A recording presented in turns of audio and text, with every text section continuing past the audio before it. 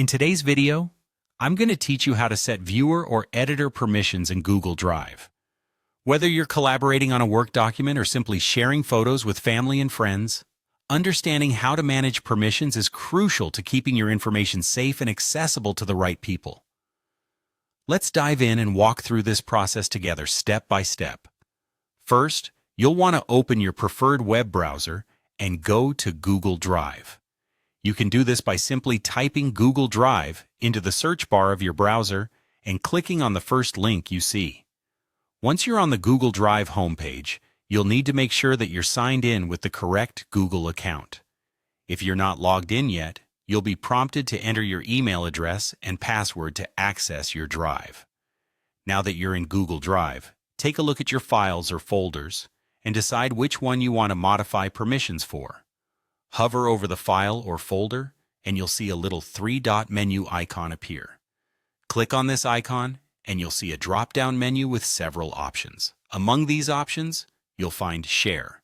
Click Share to open up a new window where you can manage sharing settings. Here's where you enter the email address of the person you want to share your file with. You'll see a text box labeled Add People and Groups. Type the person's Google email here to grant them access. Right next to this text box, you'll notice the current permission setting, often labeled as Editor by default. This is where you control what the invitee can do with your file. If you'd like to give them editing rights, you can leave it as is. However, if you want to restrict them to viewing only without any editing capabilities, click on the word Editor. A small drop-down menu will appear where you can toggle between Editor and Viewer.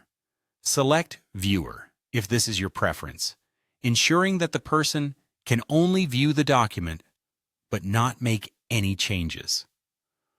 Once you've made your selection, the last step is the simplest of all. Just click the Send button at the bottom right of the sharing window. This action will confirm your settings and send an invitation to the person you've granted access to. They'll receive an email notification with a link to the file reflecting the permissions you've set. And there you have it. You've successfully set viewer or editor permissions for your Google Drive files.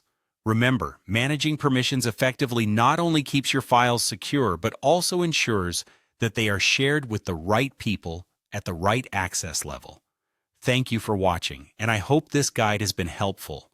Be sure to leave a thumbs up if it was, and subscribe for more instructional content like this.